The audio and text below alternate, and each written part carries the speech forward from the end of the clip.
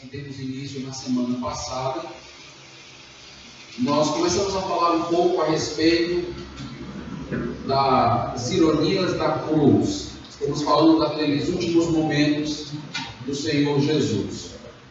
Entendemos a importância da morte, entendemos que os textos nos evangelhos que descrevem a morte de Jesus, que descreve sua cruz, seu escárnio, e principalmente os textos da ressurreição, são e devem ser centrais na vida de uma igreja e no pensamento de um crente.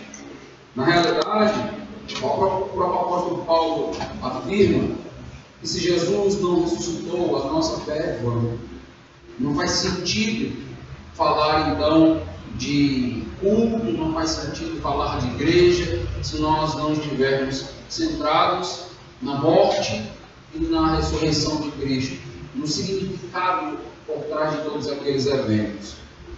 Nós começamos então esta série, as ironias da cruz, e estivemos informando a igreja que esta série ela é baseada em um livro chamado Escândalo. Eu li esse livro alguns anos atrás, fui muito edificado, muito desafiado, e é um livro que tem como autor um grande estudioso das Escrituras, T.A. Carson, e este autor ele divide a sua obra em 5 sessões a respeito da morte e da ressurreição de Jesus Cristo.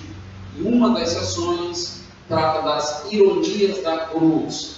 E eu então usei como estrutura, usei como esboço, como ponto de partida para a reflexão, esta proposta das ironias da cruz de T.A. Carson.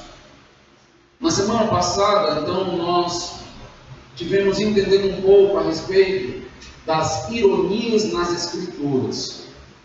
Ironias que muitas das vezes são bem claras, são bem evidentes, e outras ironias que não são assim tão explícitas, são mais implícitas, são mais escondidas, são mais embutidas, por assim dizer.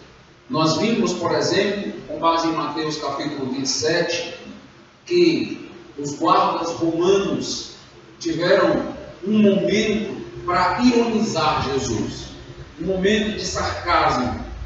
Vimos que eles fizeram daquele momento triste, doloroso de Jesus, viram naquele momento uma oportunidade para zombar, para rir de Jesus, fazendo Jesus o centro da piada. Os irmãos lembram, eles fizeram uma espécie de esquete, uma espécie de pequeno teatro. E naquela esquete improvisada, diante da corte de Pilatos, eles vestiram Jesus com um manto escarlate, tiraram de Jesus suas roupas, colocaram sobre ele um manto escarlate, colocaram na fronte de Jesus uma coroa de espinhos, e tive mostrando para os irmãos o quanto essa descrição ela é cruel. Quando nós falamos de espinhos com aproximadamente o mesmo tamanho das nossas canetas na atualidade, 15 a 20 centímetros, e eles foram ali colocados na fronte de Jesus, nós vimos também que Jesus recebe uma espécie de cano, uma espécie de madeira, um caniço, representando naquele momento o seu cetro. Então eles estavam olhando para Jesus e pensando: você é rei? Então se você é rei, você tem vestes de rei, você tem coroa de rei, você tem um cetro de rei. O que falta? Faltam os súditos. E o que eles começam a fazer? Eles começam a se prostrar de joelhos diante de Jesus, com grande zombaria, dizendo: salve o rei dos judeus, salve o rei dos judeus. A zombaria parecia não ter fim. Tiraram o caniço das mãos de Jesus e bateram na cabeça de Jesus com o próprio caniço. Deram cuspidas em Jesus. Parecia um momento de grande diversão para aqueles soldados. Nós já vimos que os soldados do primeiro século faziam em alguns momentos, tinham este costume de em alguns momentos ter esse momento de crueldade antes da crucificação. E é o que está acontecendo aqui em relação a Jesus. Mas estivemos percebendo e notando que Jesus estava sendo zombado, era o motivo do escárnio. Havia toda uma ironia por parte dos soldados, mas na realidade os soldados eram a grande ironia daquela história. Por quê? Porque eles estavam diante do rei e não conseguiam perceber. Eles zombavam, eles brincavam, como se Jesus não fosse de fato o rei, mas no final das contas, tudo aquilo que eles diziam era verdade. Saía dos lábios deles, através de ironia, verdades, e eles não percebiam que estavam diante do rei. Essa é a grande ironia que nós podemos perceber na semana passada. Eles não conseguiam detectar e identificar que de fato Jesus era rei. Eles não tinham olhos para perceber, eles não tinham coração para reter essa verdade. Havia cegueira em seus olhos, e esta é a grande ironia que nós percebemos na semana passada. Jesus estava sendo zombado, mas na realidade ele era o grande rei que não conseguiram perceber.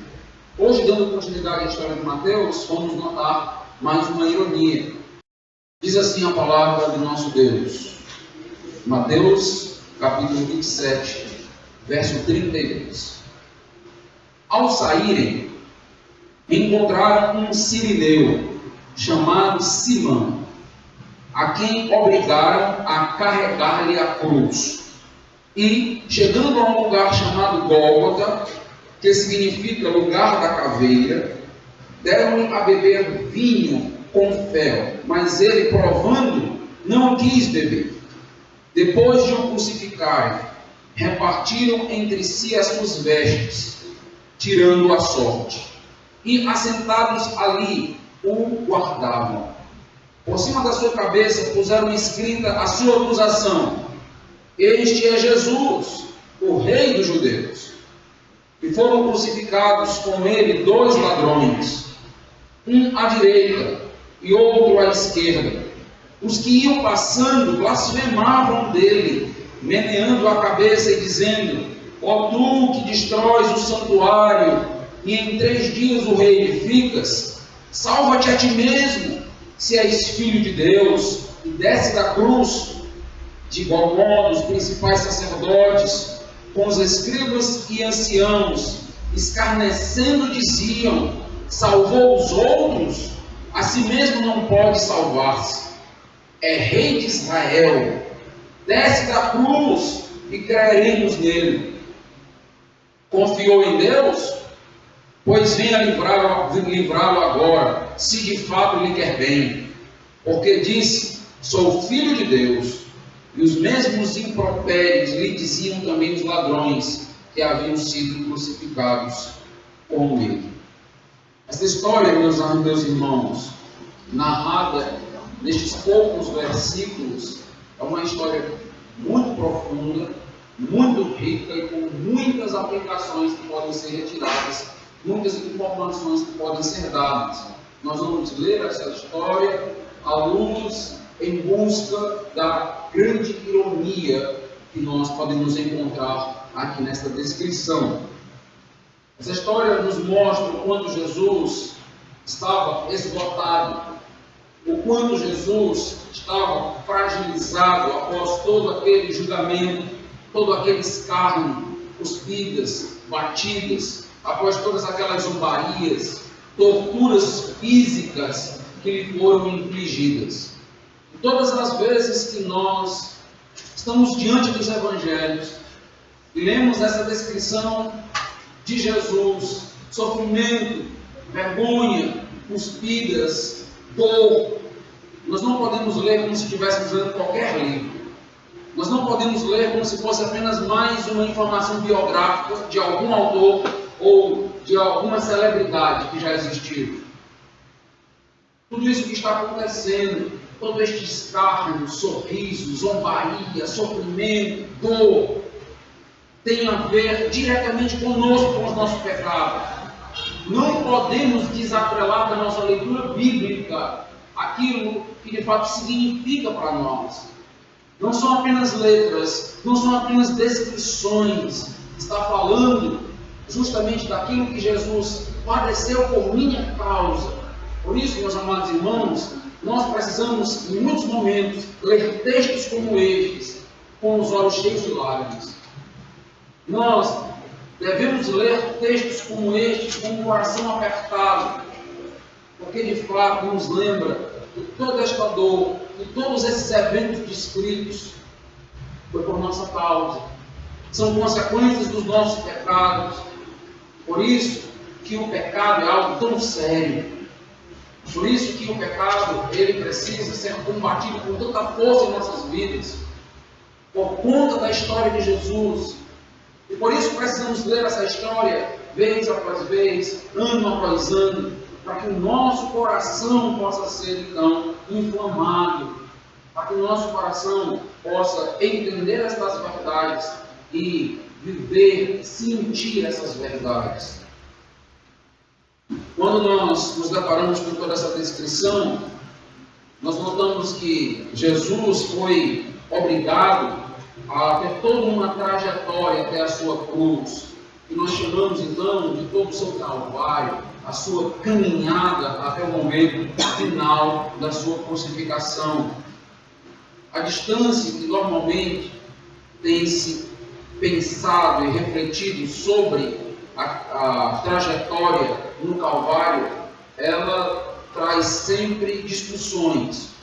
Não há um número exato para sabermos qual a distância percorrida por Jesus até a crucificação, mas o que se tem é que ele caminhou aproximadamente de 600 metros a 1 quilômetro, até chegar então ao momento onde ele seria crucificado. Então, esta seria a distância do seu padecimento, dos sofrimentos que ele teve ali durante todo o seu calvário.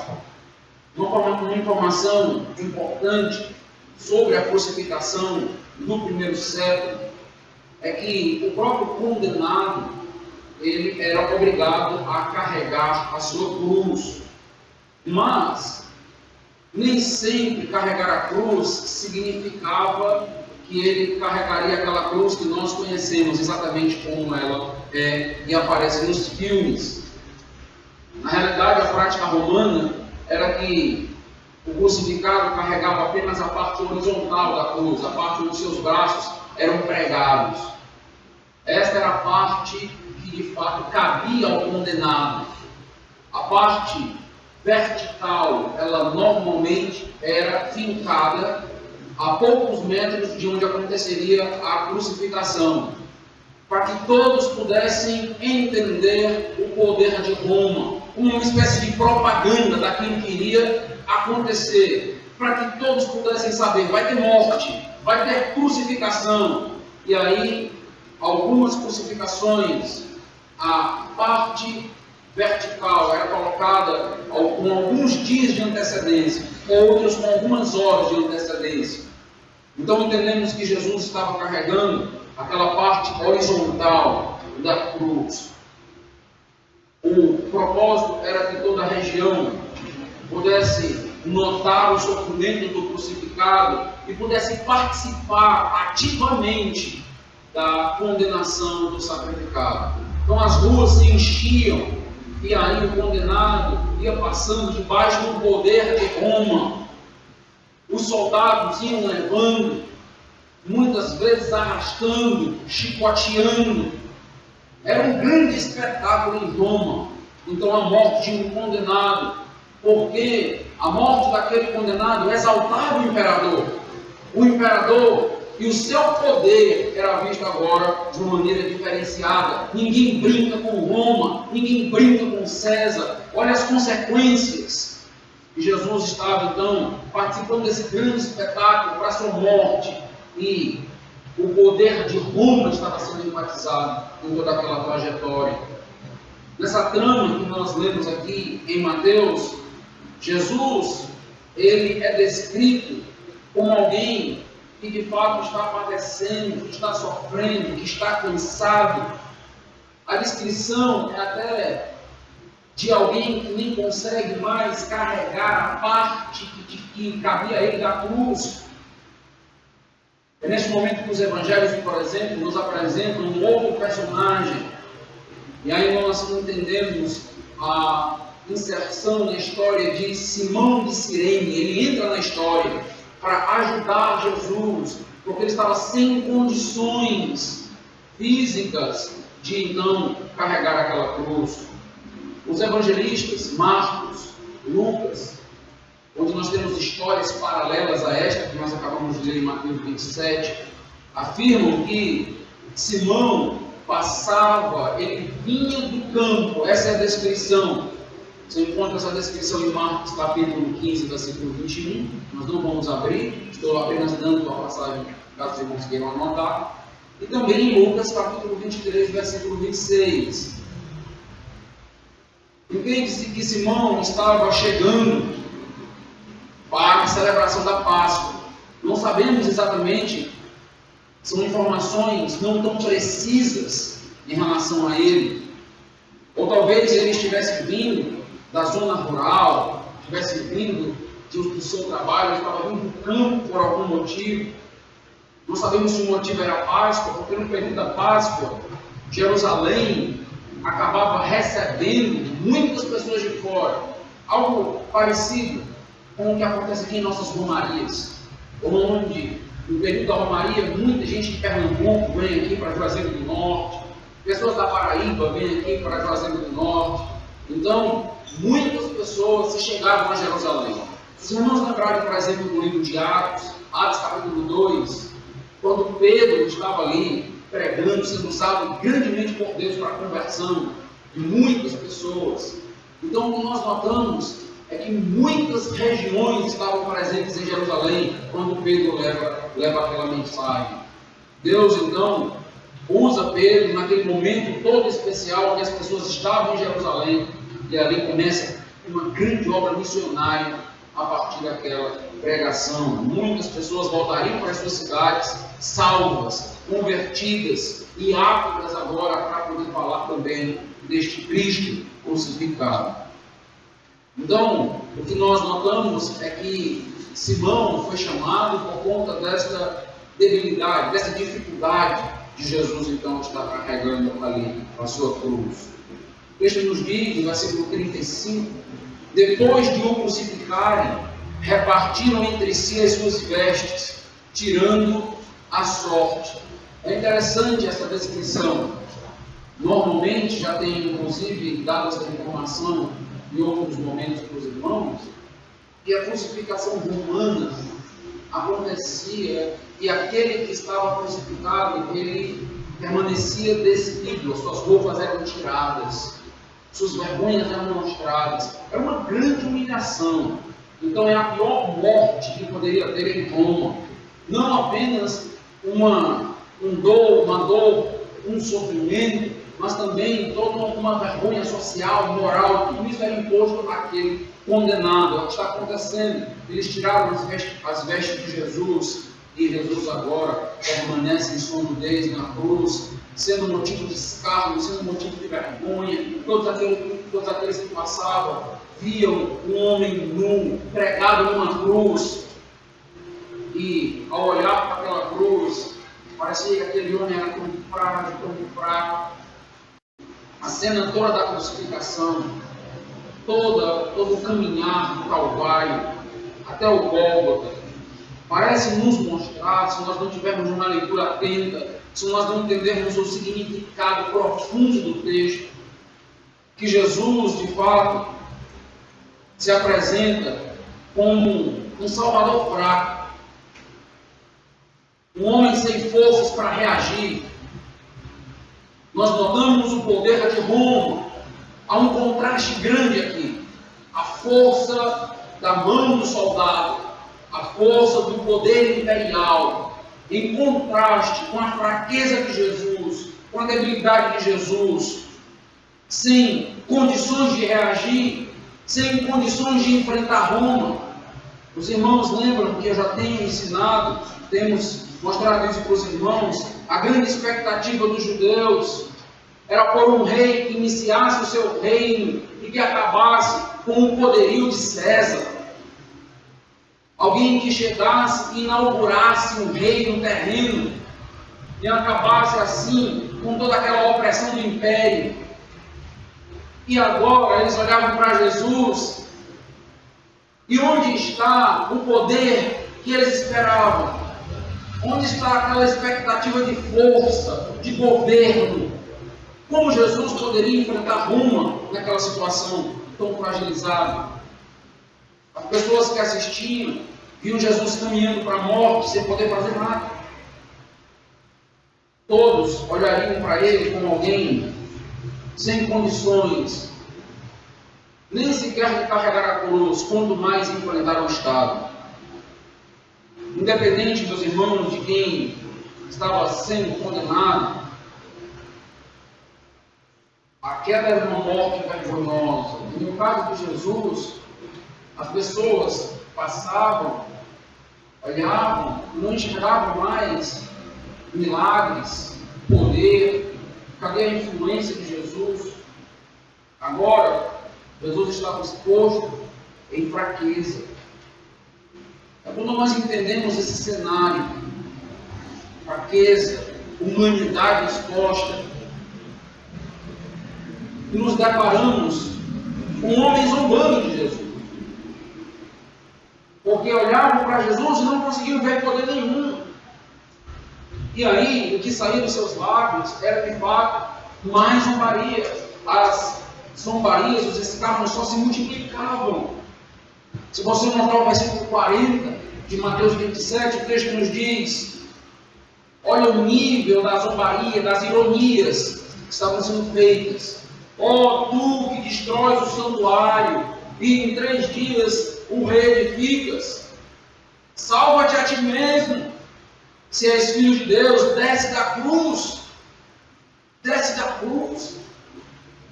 Salva-te a ti mesmo. Não tem poder para destruir o santuário e o refazer?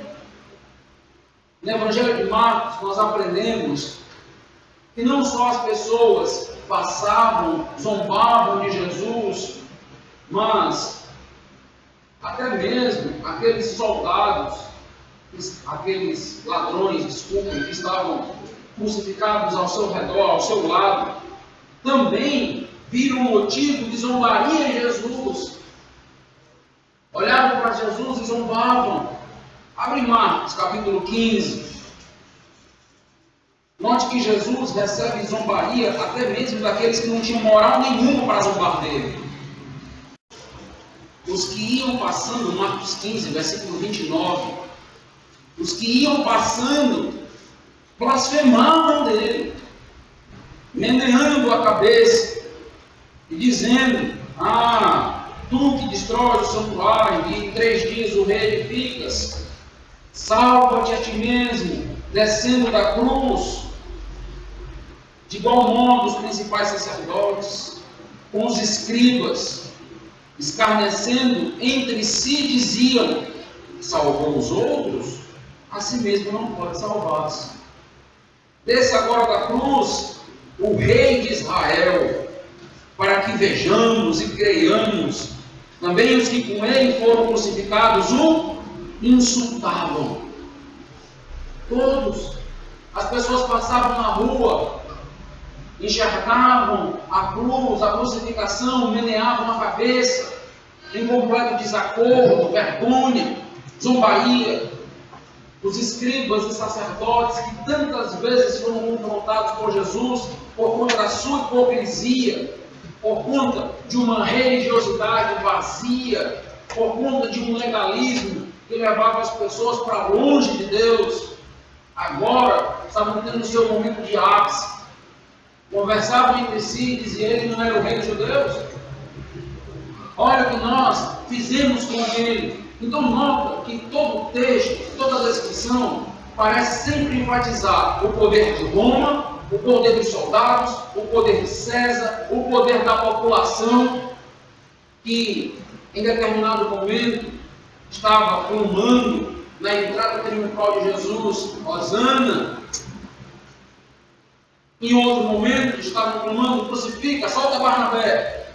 Então parece que o poder estava nas pessoas, na população. Poderíamos falar bastante de democracia aqui, né? Nem sempre a voz do povo é a voz de Deus. Nem sempre a visão democrática. O que a maioria ganhar, tá bom. A maioria ganhou, tá bom? Esse aqui é um exemplo clássico para falar de democracia. Ainda entendemos que, quando nós lidamos com os governos, precisamos pensar um pouco sobre isso. Talvez o sistema democrático seja ainda o melhor, mas não é perfeito, tem muitas falhas. É o que nós notamos, por exemplo, neste caso, onde eles acabam aqui crucificando a Jesus. Nós estamos falando de uma democracia tal qual a nossa, nós estamos falando da vontade do povo aqui dentro desse contexto. Só abrindo um parênteses naquilo que nós estamos falando. Então parece que a vontade do povo é mais forte, parece que a vontade de César é mais forte, dos soldados é mais forte, parece que a vontade dos fariseus, dos legalistas, dos escribas, foi ela que prevaleceu. Em toda a descrição, o único que parece fraco é Jesus. Todos parecem fortes, todos parecem se sobressair, todos conseguem impor a sua vontade. O Jesus não consegue nem mesmo carregar a sua cruz. Essa é a descrição que nós fazemos. Até mesmo os soldados viram motivo para zombar de Jesus. Estando crucificado, olhavam para Jesus, tinha escrito em cima da cruz de Jesus: Rei dos Judeus, este é o Rei dos Judeus, e eles olhavam e zombavam. Podemos ler no próprio Evangelho de Mateus qual era a acusação, qual era a descrição de acusação que está sendo feita a Jesus. Volta aí para Mateus, vai para o capítulo 26, Mateus 26, 57. E os que prenderam Jesus o levaram à casa de Caifás, o sumo sacerdote, onde se haviam reunido os escribas e os anciãos. Mas Pedro prosseguia de longe até ao pátio do sumo sacerdote, e tendo entrado, assentou-se entre os servamentuários para ver o fim. Já preguei sobre isso, já expliquei para os irmãos e inclusive trouxe uma advertência: se nós também em alguns momentos estamos nos envergonhando de Jesus e seguindo Jesus também de longe. Versículo 59. Ora, os principais sacerdotes e todo o sinédrio procuravam algum testemunho falso contra Jesus. Olha o detalhe: a fim de o condenarem à morte. Eles queriam condenar Jesus, nem que para eles o testemunho fosse falso, não importa. Eles tinham um desejo, eles tinham uma vontade. Os meios não importam, lembra do Maquiavel, né? Os fins importam, os meios. Se para matar Jesus a gente vai precisar mentir, vamos mentir. Se para matar Jesus é preciso pagar testemunhas falsas, trazer testemunhas falsas, vamos trazer. É o que nós estamos montando aqui. Versículo ainda 60. E não acharam, apesar de se terem apresentado muitas testemunhas falsas, mas afinal compareceram duas, afirmando: este disse: posso destruir o santuário de Deus e reedificá-lo em 3 dias. Esta é a descrição que nós encontramos aqui. Esta é a acusação. A acusação agora de 2 testemunhas que se levantam contra Jesus é justamente essa: de que ele tinha dito que poderia então destruir o santuário e reconstruí-lo, reedificá-lo em 3 dias. É interessante, meus irmãos, como muitas vezes o discurso de Jesus era mal compreendido e ainda é mal compreendido. Nós temos muitos exemplos na Bíblia onde Jesus ensinava algo e as pessoas não entendiam, não compreendiam o que estava acontecendo. E muitos não compreendiam e não estavam interessados em compreender. Os discípulos de Jesus o procuravam em muitos momentos para poder entender, mas muitos nem o procuravam. Então por isso Jesus muitas vezes falava em parábolas, para que as pessoas ouvissem e não entendessem. E elas não tinham desejo nenhum de entender, não o procuravam, não desejavam então entender Jesus. Então estão usando aqui palavras de Jesus para o condená-lo. Estão procurando entre os seus discursos aquilo que o acusaria. Nesse texto nós aprendemos que várias vezes testemunhas falsas tentam incriminá-lo. E aí, de repente, aparecem duas testemunhas que também são falsas, porque estão equivocadas. Estão dizendo aquilo que Jesus disse, mas na realidade não entenderam ou não quiseram entender o significado daquilo que de fato Jesus queria dizer. Pelo menos não temos nas Escrituras o questionamento: o que isso quer dizer com isso? O que ele queria dizer com destruir o santuário? Então vimos que as palavras de Jesus foram deturpadas. Ele disse que conseguiria destruir o santuário, referindo-se ao seu povo. Este episódio também é um episódio rico. Cada uma dessas sessões que nós estamos lendo são vastas, profundas. Eu desejo chamar sua atenção aqui para a zombaria que Cristo está recebendo. Todos estavam ironizando por conta desta frase, por conta desta alegação do santuário, ironizando do tal poder de Jesus, o poder que ele afirmou ter de destruir o santuário e reconstruí-lo em 3 dias. Em outras palavras, o que Jesus estava ouvindo daqueles zombeteiros, daquelas pessoas, era basicamente o seguinte: cadê todo o poder? Nós ouvimos muitos discursos poderosos, nós ouvimos muitas palavras de Jesus, inclusive nós ouvimos que ele é capaz de destruir o templo e reconstruí-lo. Cadê? Olha para ele. Era este homem que acabava rebanhando centenas, milhares de seguidores. Era este homem aí. Olha para ele. Este é o Todo-Poderoso de vocês? É este Jesus? Aquele que disse que reconstruiu o santuário, que demorou 46 anos para ser feito. E ele disse que em 3 dias poderia fazer. Destruiria e reconstruiria em 3 dias o que demorou 46 anos. Cadê o poder dele? Cadê a grandeza? Nós só enxergamos fraqueza. E Jesus então se torna um motivo de deboche. Eles então começam a perguntar para Jesus: mostra, cadê o poder? Prova. Nós queremos sinais. Não é a primeira vez que eles estão exigindo e pedindo sinais. Mostra, queremos que você mostre agora. Você queria uma oportunidade. Você tem uma oportunidade de ouro para que todos possam ver que você é Deus. Que oportunidade melhor do que essa? Jesus crucificado acabou de passar por centenas de pessoas, está ali em toda a fraqueza,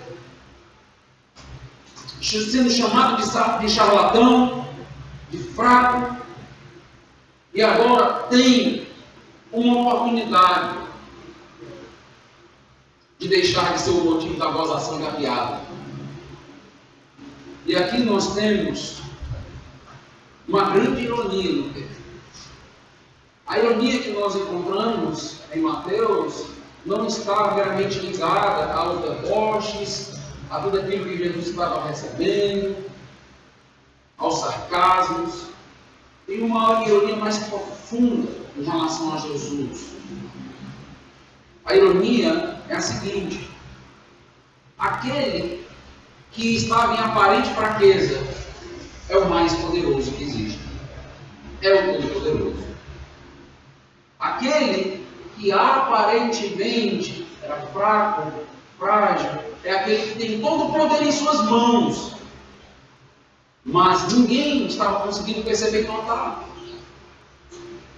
As multidões não percebiam, os ladrões ao seu redor não percebiam, os soldados não percebiam, os zombadores que estavam levantando a questão da destruição do templo em 3 dias não percebiam que Deus criou o universo pelo poder da sua palavra. Eles estavam diante de Deus, o Todo-Poderoso, não conseguiam perceber. por trás de toda aquela fraqueza e morte. Eles não entendiam que ao pedir para Jesus, desça da cruz que nós queremos ver. Se você descer da cruz, eu acredito. Parece muito com aquelas frases que nós ouvimos assim: se Deus falar comigo, eu acredito. Eu estou evangelizando alguém e a pessoa diz: se Jesus aparecer lá no meu quarto e falar comigo, aí eu acredito. Enquanto isso, eu não acredito. É o que eles estão pedindo aqui. Eu quero um sinal para acreditar. Quero um sinal. Não estou vendo nada. Não estou vendo nada. Nada que chame a atenção, nada que evidencie poder. Pelo contrário, fraqueza. É tudo que eu consigo enxergar. Eles não entendiam, meus irmãos, que ao pedir para Jesus descer da cruz, eles estavam pedindo condenação para eles. Porque se Jesus descesse da cruz, ninguém seria salvo. Quando eles, de maneira zombeteira, irônica, diziam: desce daí, salva-te a ti mesmo. Se Jesus resolvesse, talvez, tendo a nossa natureza carnal: ah, é? Quer mesmo? Estão me desafiando, né? Pois eu vou descer. E Jesus descesse e salvasse a Ele mesmo naquele momento, você não teria sido salvo. Eu não teria sido salvo. Porque Jesus não teria padecido na cruz por nós. Então o que eles estão pedindo é loucura. Estão pedindo juízo para si. Eles estão olhando para Jesus e pedindo condenação. De uma maneira zombeteira, brincando. E esta é uma grande ironia. Eles não conseguem entender o que estão falando, o que estão pedindo. Eles não conseguem entender que estão chamando de fraco aquele que é todo poderoso. Jesus não salvou a si mesmo, não desceu da cruz, e nós dizemos muito obrigado. E nós enchemos o nosso coração de alegria e gratidão, porque Ele não cedeu àquela zombaria. É curioso, ao olhar e perceber essa fraqueza de Jesus, que os escarnecedores acharam que era motivo para diversão, deboche. A fraqueza de Jesus era o caminho para a salvação. Era a morte de Jesus que produziria vida. Aqui tem um aspecto muito interessante do cristianismo. Duas reflexões importantes que eu preciso trazer para você aqui nesse momento. A morte e a ressurreição de Jesus seria o grande sinal que os judeus queriam, desejavam, mas eles estavam diante do início do grande sinal, mas não percebiam. Lembra quando os líderes religiosos pediram um sinal para Jesus? Para crer, eu preciso de um sinal. Jesus diz: nenhum sinal vai ser dado, a não ser um sinal. Talvez eles não tenham entendido. Jesus não disse que não daria nenhum sinal. Jesus disse: vai ter um sinal. Qual é o sinal? E aí ele faz uma ligação, um vínculo com o profeta Jonas. Abra aí em Mateus, capítulo 12, volta um pouquinho. Mateus capítulo 12, versículo 38. Então, alguns escribas e fariseus replicaram: mestre, queremos ver de tua parte algum sinal. O que eles estão pedindo? Queremos um espetáculo, queremos poder, queremos ver milagres. Jesus, porém, respondeu: uma geração má e adúltera pede um sinal, mas nenhum sinal lhe será dado, senão, aqui vai ter um sinal, o do profeta Jonas. Porque assim como esteve Jonas 3 dias e 3 noites no ventre do grande peixe, assim o Filho do Homem estará 3 dias e 3 noites no coração da terra. Ninivitas se levantarão no juízo com esta geração e a condenarão, porque se arrependeram com a pregação de Jonas. E eis aqui está quem é maior do que Jonas. A rainha do sul se levantará no juízo com esta geração e a condenará, porque veio dos confins da terra para ouvir a sabedoria de Salomão. E eis aqui está quem é maior do que Salomão. O sinal de Jonas começa onde? Começa na cruz. Parecia um momento de grande fraqueza, de grande derrota. Mas ali começa o sinal de Jonas. Ele vai padecer, ele vai morrer, passar 3 dias na terra, seu corpo na terra. E ele então, o que acontece, o que o texto vai nos dizer, ele então vai ressuscitar. Importante pensar e refletir sobre isso. O que aos olhos humanos era demonstração de fraqueza, para quem tem olhos espirituais é demonstração de poder, de grandeza. O que para muitos é motivo de deboche, para quem enxerga é motivo de glória, é motivo de adoração. Faz uma grande diferença.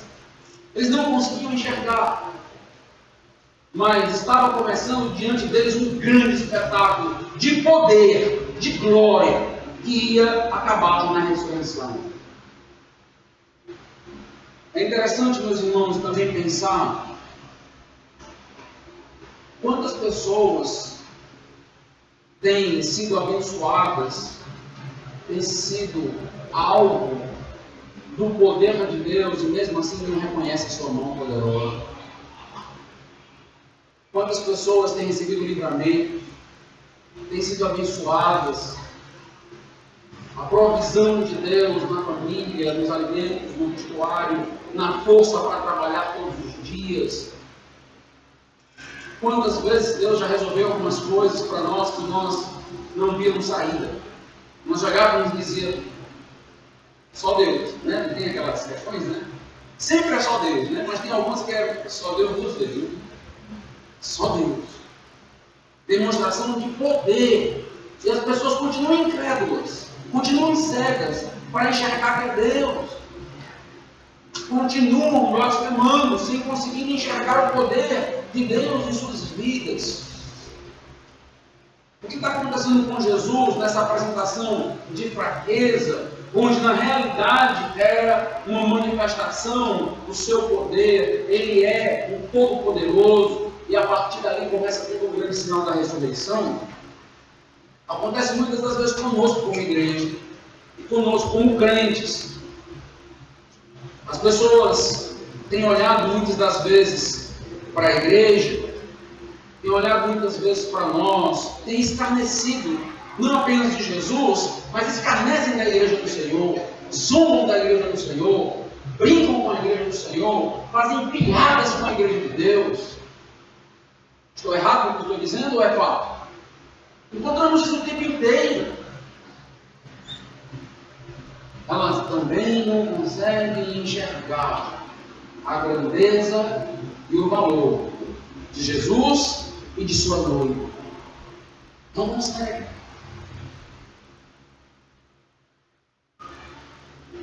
Interessante que nas Escrituras as coisas parecem ser invertidas.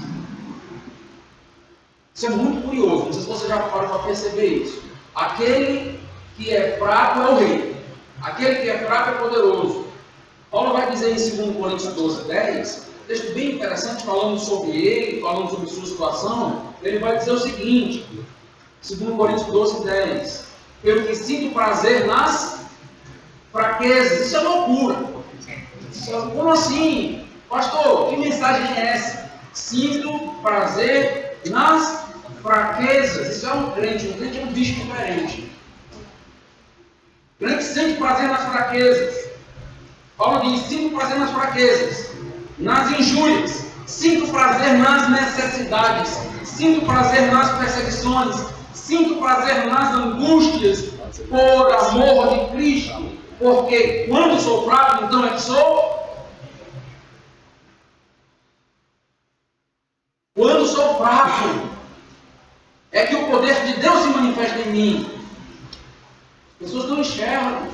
É justamente quando nós nos dobramos, nos prostramos, reconhecemos que não somos nada, que o poder de Deus é manifesto em nossas vidas. Enquanto nós permanecemos orgulhosos, enquanto nós permanecemos achando que depende de nós, do nosso poder, das nossas influências, da nossa inteligência, dos nossos currículos, Não estou entendendo nada. Deus opera através das nossas fraquezas. Deus opera através das nossas lágrimas. Deus opera quando você diz: não dá mais, não consigo mais, não tenho forças. As nossas fraquezas evidenciam o poder de Deus. A nossa loucura enfatiza a sabedoria de Deus. Esses contrastes eles vão aparecer no tempo inteiro na Bíblia. Abre em 1 Coríntios, capítulo 1. 1 Coríntios 1,18. Certamente, a palavra da cruz é loucura para os que se perdem, mas para nós, que somos salvos, poder de Deus. Aquilo que é loucura para os que se perdem, para nós é poder de Deus. Pois está escrito: destruirei a sabedoria dos sábios e aniquilarei a inteligência dos instruídos. Onde está o sábio? Onde o escriba? Onde o inquiridor deste século? Porventura não tornou Deus louca a sabedoria do mundo? Visto como na sabedoria de Deus o mundo não o conheceu por sua própria sabedoria. Aprove a Deus salvar os que creem na loucura da pregação. Meus irmãos, quando nós pregamos o Evangelho, quando nós falamos de Cristo, falamos que o Cristo crucificado é poderoso, é uma majestade, quando falamos da Igreja do Senhor como uma instituição espiritual maravilhosa, quando falamos da nossa fraqueza evidenciando o poder de Deus, as pessoas que estão lá fora, muitas das vezes, zombam e brincam. Muitas vezes as pessoas dizem assim: crente é tudo tolo. Há sempre uma lavagem cerebral na igreja, que todos os crentes seguem de maneira cega, sem refletir, sem pensar, não conseguem raciocinar da maneira correta. Igreja é tudo interesseira, pastor é tudo ladrão. Generalizar é fácil, né? Sempre é o caminho mais fácil, é o caminho da generalização. Para tudo, para tudo. Mas algumas coisas que eles estão analisando é verdade. Todo pastor ladrão não é verdade. Mas, quando eles dizem: vocês são fracos, nós deveríamos dizer verdade. Tem toda a razão de nos chamar de fracos.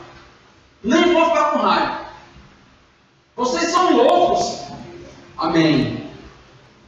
Deus seja louvado pela loucura dos céus que está aqui na minha cabeça e no meu coração. Porque a Bíblia diz que nós somos fracos. Olha a continuação aqui do texto de Coríntios, versículo 22. Porque tanto os judeus pedem sinais, como os gregos buscam sabedoria. Olha os judeus pedindo sinal aqui, ó, pedindo poder, grandeza para acreditar.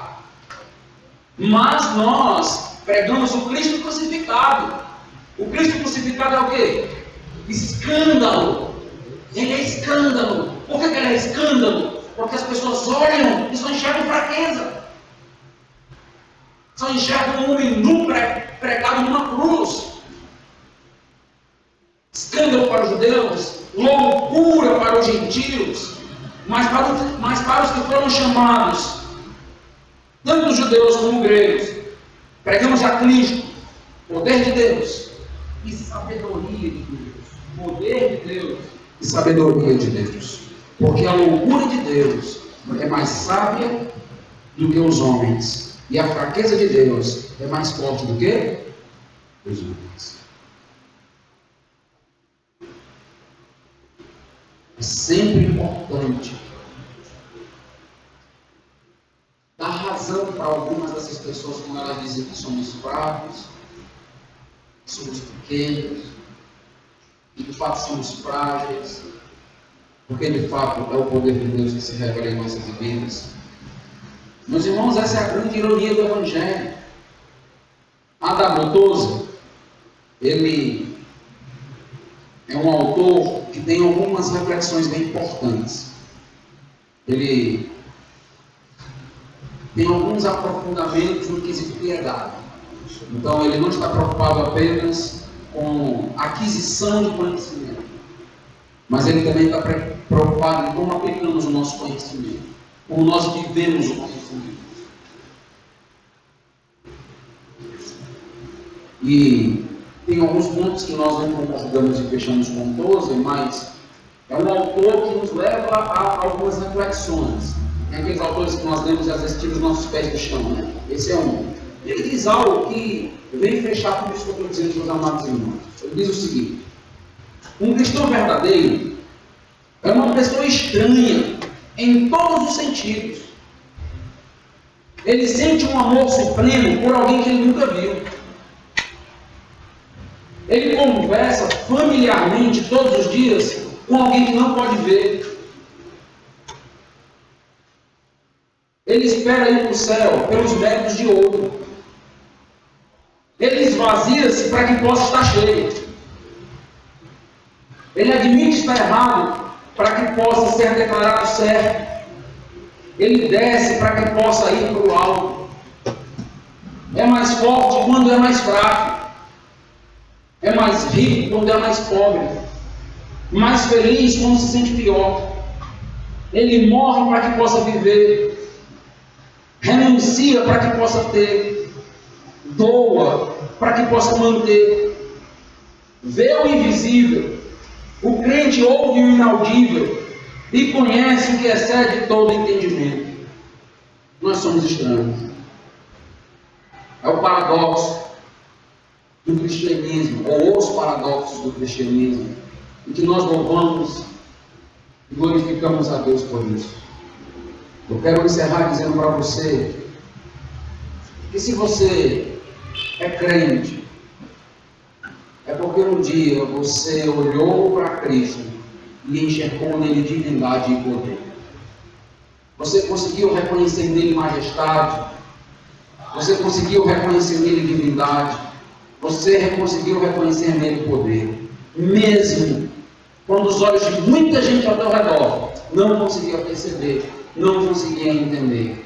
Pela graça, os nossos olhos foram abertos e conseguimos enxergar aquilo que as pessoas continuam zombando, aquilo que continua sendo motivo de escárnio para muita gente. Isto é uma honra, é um privilégio. Tem que encher o teu coração de gratidão, tem que impulsionar a tua adoração, porque você enxerga. Porque o ministério do Espírito Santo de iluminação abre os teus olhos, e você agora enxerga Cristo de fato é. Você que é crente deve se alegrar por isso, mas também deve pensar: será que eu continuo conseguindo enxergar o poder de Deus como eu enxerguei no dia da minha conversão?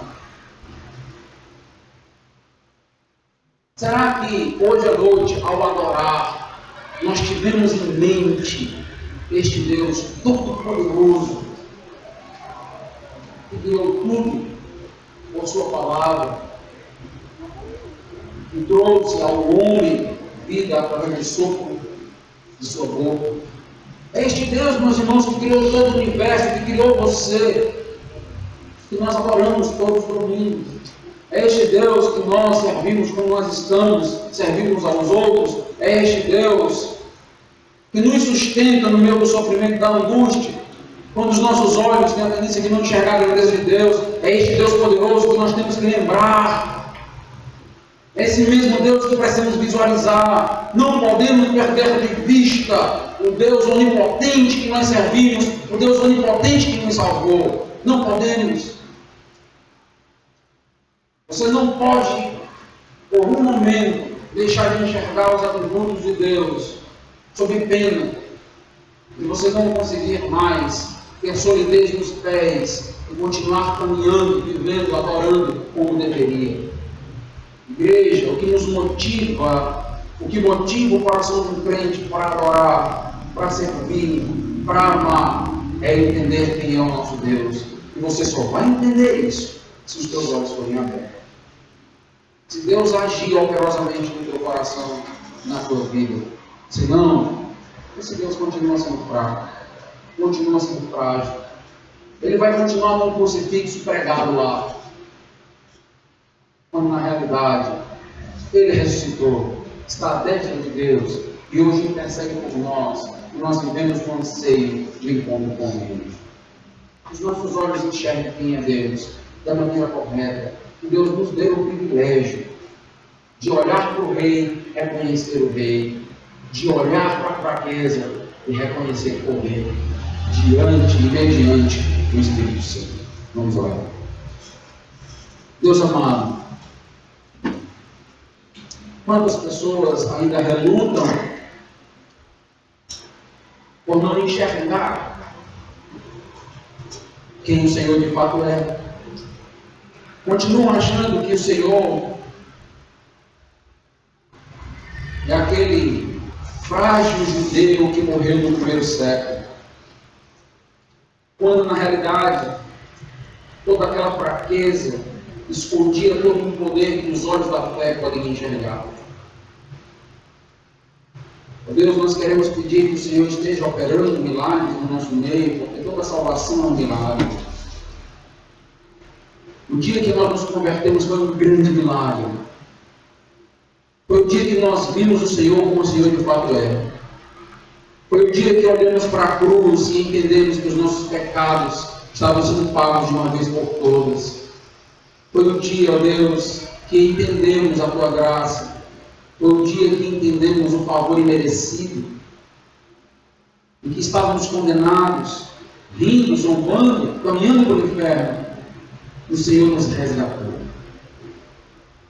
Queremos orar, ó Deus, essa noite, para que o Teu Espírito Santo esteja operando em cada coração, no coração dos crentes, trazendo alegria, recuperando a visão de Deus, recuperando a visão da salvação, recuperando a visão de privilégio e nos fazendo dar passos dia a dia corajosos e ousados por crer que o nosso Deus é todo-poderoso.